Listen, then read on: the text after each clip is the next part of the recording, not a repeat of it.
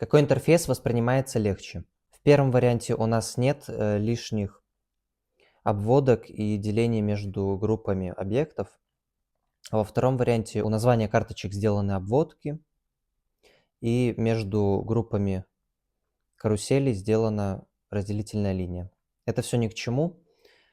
Пользователь и так поймет, что это две отдельные карусели, и что этот текст относится к этой фотографии, а этот текст к этой фотографии. Поэтому выбираем в первый вариант. Какой вариант удобнее? В первом варианте все группы объектов сделаны одним списком, а во втором варианте сделаны деления по каким-то категориям.